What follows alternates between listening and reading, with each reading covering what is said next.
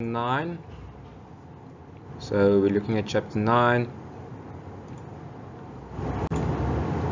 programming techniques. So today I'm just going to tell you more about programming techniques. We're not going to go into it too much. And right at the end there's a section on acceleration that I'm just going to use the example to explain it to you, but I'm not going to expect you guys to actually do a calculation for acceleration. I'll maybe have a small informal test to do just to test the basics of it, but I'm not going to ask you extensive extension of time in calculating your cost if you need to accelerate. But it's very important to realize that you can actually ask the client, if you ask for acceleration, to actually ask more money for it, because obviously you have to put in more resources and so on. Okay, so chapter 9, in the introduction, there are many types of programming techniques. It comes down to personal preference. Like I said, that other guy that did that large building in Dubai by hand, he still did a bar chart, a link bar chart, but it was all done by hand. So yeah, it basically comes down to preference. So we're going to look at possible ways of scheduling that you might be exposed to, bar charts, and then we're going to have link bar charts. So the difference between a bar chart and a link bar chart is basically an Excel chart against a Microsoft Project one. We have items actually linked to each other. And then you've got arrow diagrams, which you probably did in PKM free last year. I'll jot your memory now. And then precedence diagrams, and then we're just quickly going to touch on line and balance diagrams and time change diagrams. So this is a link bar chart that we've got. So all that a link bar chart says is that the one item is linked to the other ones, but you may have different relationships between your links. You may have an item which has a finish to start, so once the one is finished, it's linked to the other one, so when that one finishes, this one starts. Then you have your start finish, start to start. When this one starts, the other one will start. So I don't know, there's not, if this one starts, this one may start as well. And then usually you may have a delay built into that. Once this one starts, 2 days after that one, this one can start. That's the type of arrangement. Then you've got finish to finish. Basically, this item, when that one finishes, this one has to be finished as well. Okay. Then you have a start to finish. Whenever this one finishes, I'm just looking for that arrangement here. I can't find it now. Start to finish. As soon as this one starts, that one has to be finished. There's no one that's linked like that, but basically what it will be, I'm just going to make this one green, and let's make it orange. For instance, this one can't start if that activity is not finished. Understand? So that's that type of thing. And then the extra one, which is not in the book, is a hammock. If you do get involved or see hammock, please note that's just the item which is linked. As soon as this one starts, that item starts and it runs all the way up to maybe when that one finishes. For instance, your quality management might be an item like that. It starts from the start and it finishes at the end. So that's a hammock type of arrangement. So this is arrangements, you only really start learning that as soon as you're applying or starting to schedule. But please know the difference. Cook actually goes through that and actually shows it very nicely for us. Here's the different steps when you're doing your scheduling. You list your items. I think we spoke about that the previous time. then you add your time, and then you link them to each other. And then you link bar charts. The principles we spoke about: finish to start, start to start, overlapping relationships. This is where you have a bit of a delay. And then you have finish to finish relationships as well. Okay, the advantages of bar charts. Obviously, this is important. Simple and easy to understand, applicable to all stages of planning. It's easy to link pre-tender contracts with the master program. It mimics construction sequence, easily updated. Milestones and symbols can be shown. Resource allocation can be illustrated. Facilitates the production of labor histograms, value time forecast, cumulative labor, plant forecast, or other budget-related items. Contractual requirements, like I said in the previous chapter, it might be a prerequisite from your contract. It's readily updated with key deliverables and information. It's nice to have or easy to keep as-built program once you've got a standard program. It has financial forecast can be done from it. It's presentable to your client, and yeah, that's more or less it. The advantages or disadvantages of bar charts can be dependencies cannot be shown readily. It's just you can't show all the detail on your bar chart. The links can become confusing, and thus complex interrelationships cannot be shown clearly. So my rule of thumb usually when I do schedules is don't overcomplicate it. Rather when you do add a lot of details, make sure that you actually can scroll down or hide the necessary information, or rather make a new chart if you want to go into detail of when certain items need to be done. Okay, then developing a link bar chart, that's a process that we've looked at. Set the time periods and link to various tasks. Insert summary task and add durations. Link to relevant activities. So that's what we looked at. Okay, then we get to network analysis.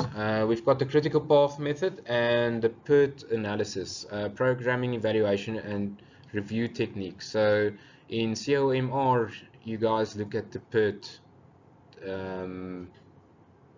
techniques quite thoroughly. So please just note that. And earned value is also very important, that you did in PQM 3 last year. Which module? PQM, yeah, with Reza. Again, you might recognize this. Okay, cool. And you guys know what the critical path is? It's the longest, shortest path. Yeah, cool. Okay, so it's always easiest to work from the back, or from the end, start at the end and work your way back to actually get to your critical path.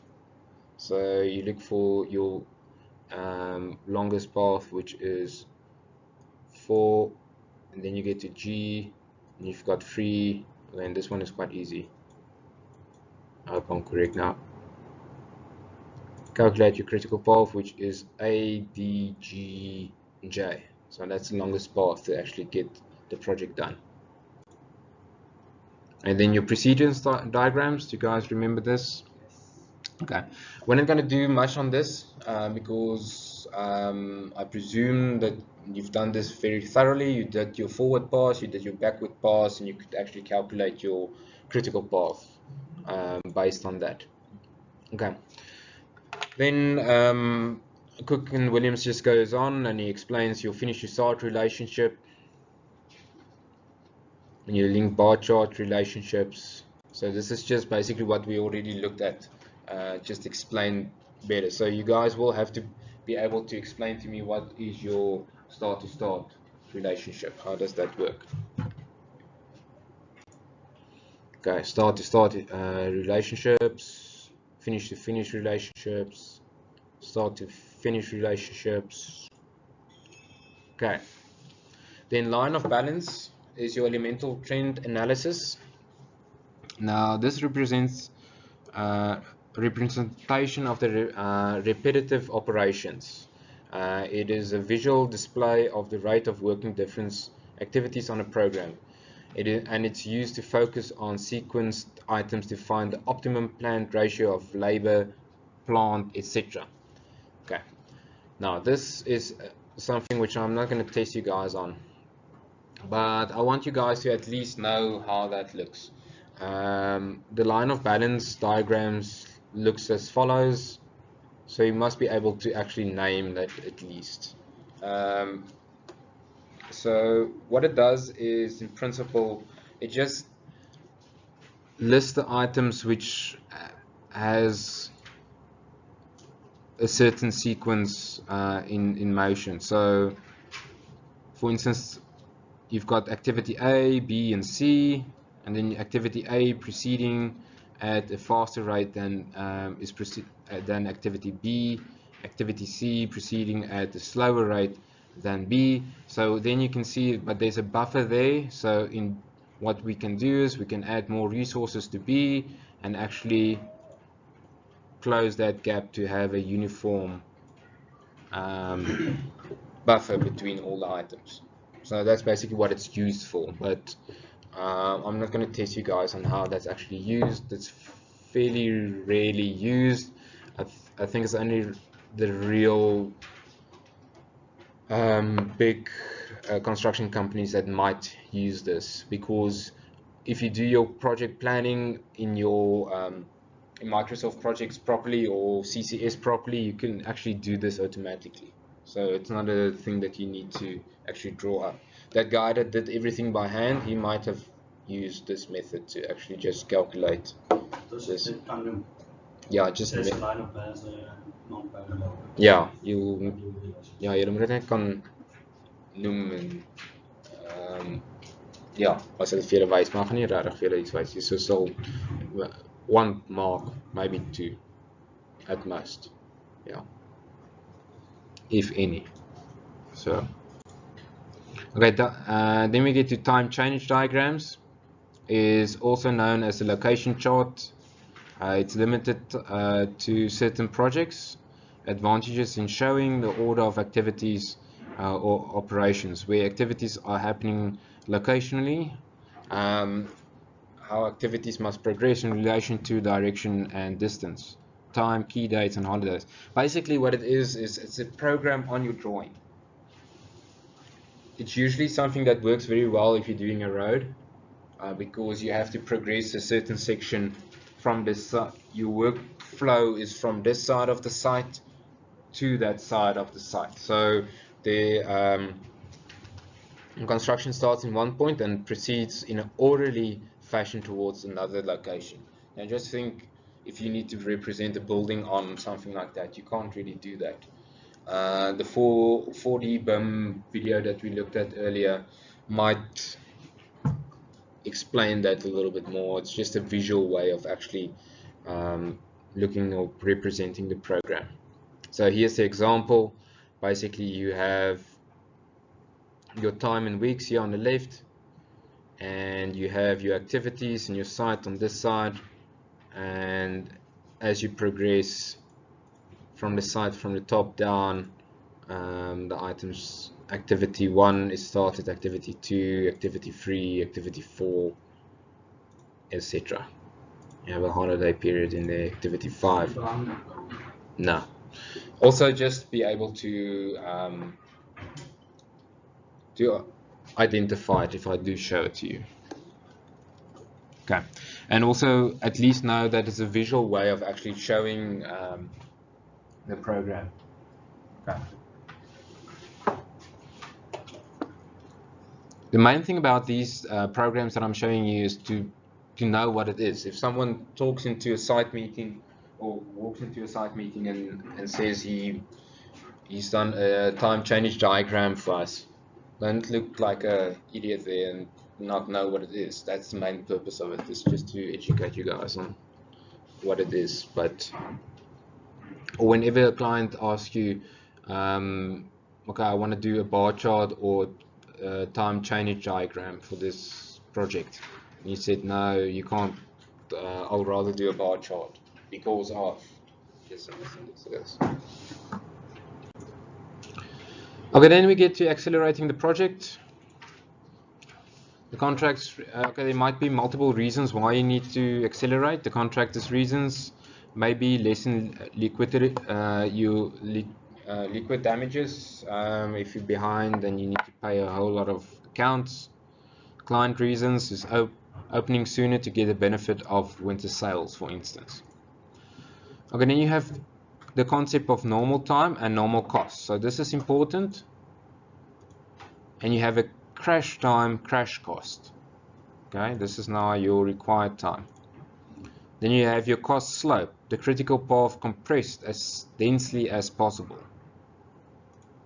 Okay, then we've got a few definitions of your increase in cost, reduction in time, or your crash cost, normal cost over your normal time less your cash time gives you your cost slope. Okay. So your crash time is that time that the client actually wants. So your crash time is he wants to reduce it, in this case, by 4 days. So that's your crash time. Normal time less your crash time. Okay. So, okay, and then I just went further to actually do a bit of a diagram, but this is what's in your books. And this is more or less the type of question what I'll ask you is to calculate the crash time for me on a project, or calculate the crash cost,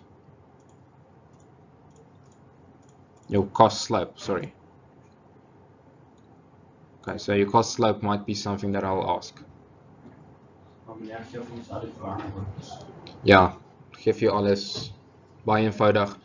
Or what I'll do is, at the hand of this information, explain to me what the cost slope is and for what it is used for. Okay. Okay, then you have direct costs that just go into it a bit more in detail. You have your direct cost, which is your labor, e.g. bonuses, payments, more labor.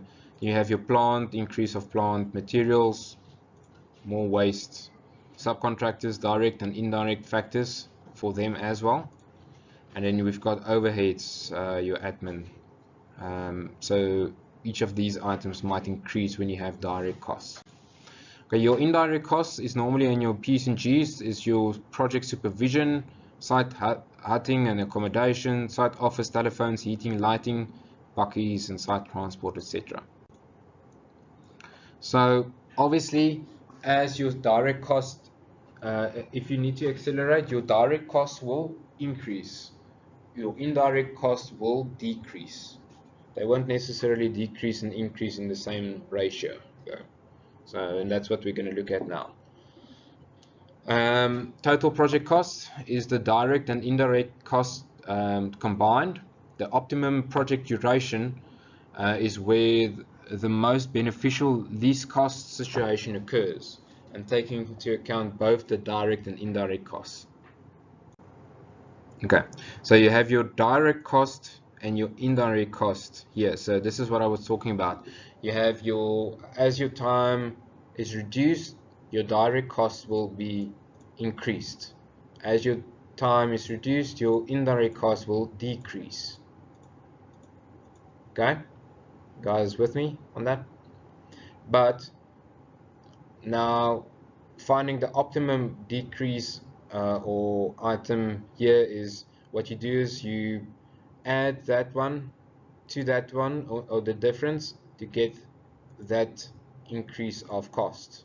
So you have a negative one there, your difference between that one and that one, added to your difference to that one.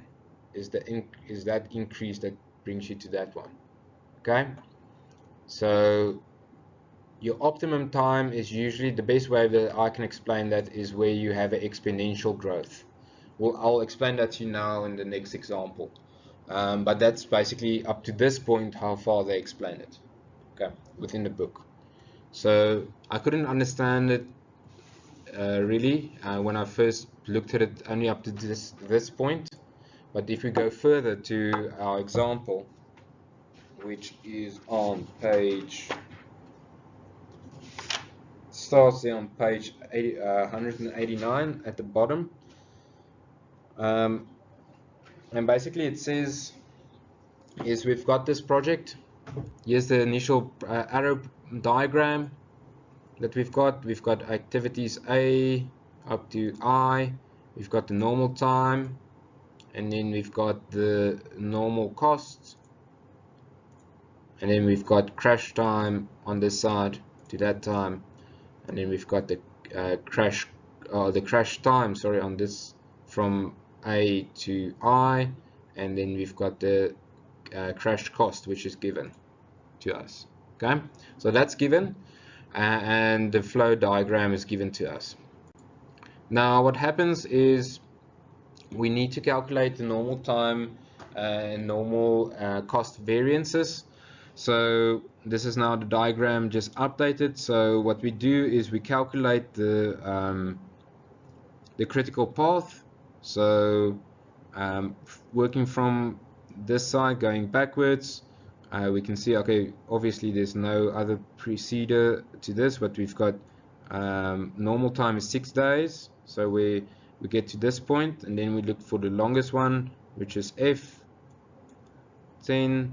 and then from here on in it's E and then A. Okay, so that's our critical path. Okay, so underneath our normal time, which is 28 weeks, our normal cost will be 198 pounds, plus our indirect cost is 28 times that 2,000 pounds per day, to get a total normal cost of 254. Okay, so up to this point that's fairly straightforward. Okay, no changes to that. The next step, or the first method of actually calculating it, is they do a reduction in the project time. So on that is now everything up to page 190. The two scenarios will now be considered. So what they say is a reduction of 5 weeks in the project duration in order to complete the project by week 23. So the client asked for a 5-week reduction in time. The effect on the direct and indirect costs will be considered in order to achieve the reduction in time. Okay. Then we go to 192. In order to reduce the project duration by 5 weeks, it will be necessary to consider the cost slope of all activities. Okay, the assessment of the cost slopes and the appropriate rankings are indicated in 9.42. So, okay, this is what they did. They went and calculated each crash time and crash slope for each item. So for item A, E, F, and D, we have the crash times. Here, costs or saving in time is 2 days, 4 days. Okay, then we've got the normal time, which is calculated here, and then we've got the cost slope, which is indicated here. Okay, and they need a saving of 5 days. So 5 days or 5 weeks. 5 weeks, sorry. So 5 weeks. So you basically take the items which has the lowest, or you rank the items which has the lowest cost implication, and those are the items that you need to reduce. So for instance, that's why if you go through the example, F won't be included because it has the highest cost slope. So it's not a good thing to actually tamper with that period of items. So what they identified is, okay, items A, E, and D will be the items which has the least effect on the duration or the cost if we reduce that. Okay. Okay. Something which I didn't mention is we're only looking at the items on the critical path. That's why I looked at that section. Okay. So you can see here non-critical operations. Looked at. Okay, so then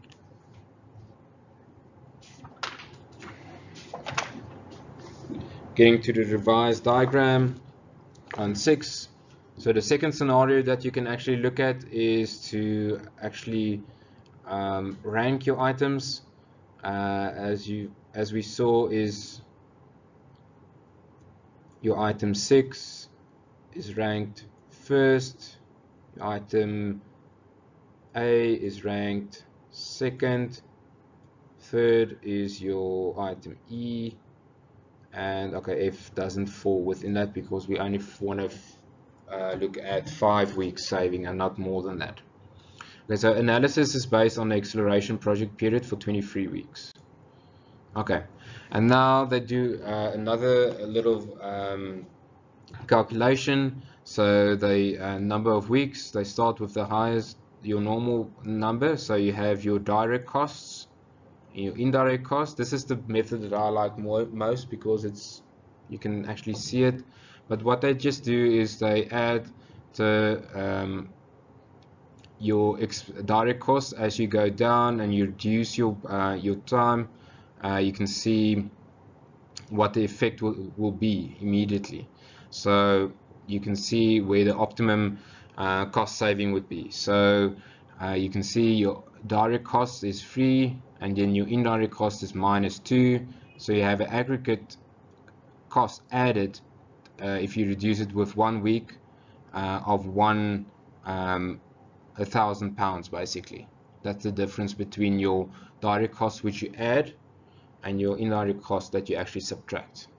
Okay, so there's one added there, and then there's one added here, or 2.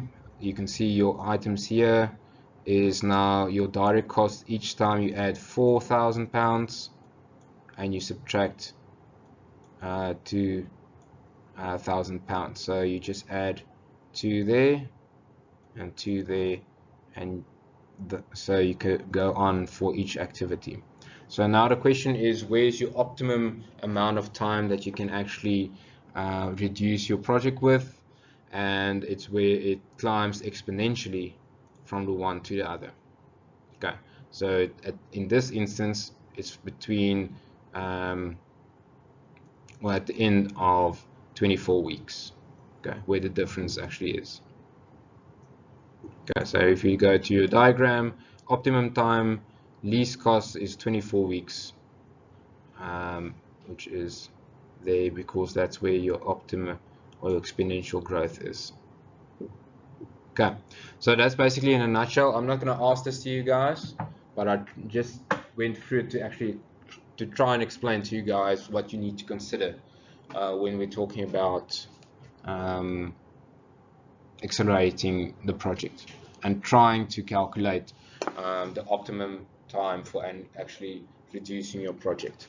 So it's not something that we're going to test you guys on, but I want you guys at least to know what, whenever you get into a work situation, to actually use it, because in the reality of a work situation, you're actually gonna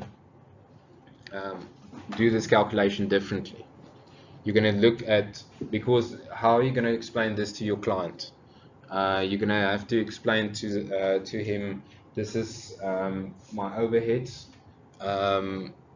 and according to the contract, this is how much it should be increased. So there's a whole different mindset of actually increasing your costs. Okay. Do you have any questions? Okay. You guys understand that this is a bit of a difficult one to understand, but what I can ask on this is to explain to me how you would go about in actually calculating your cost increase or explaining it to your client. Okay, my direct costs will increase, my indirect costs will decrease. Okay, thank you guys.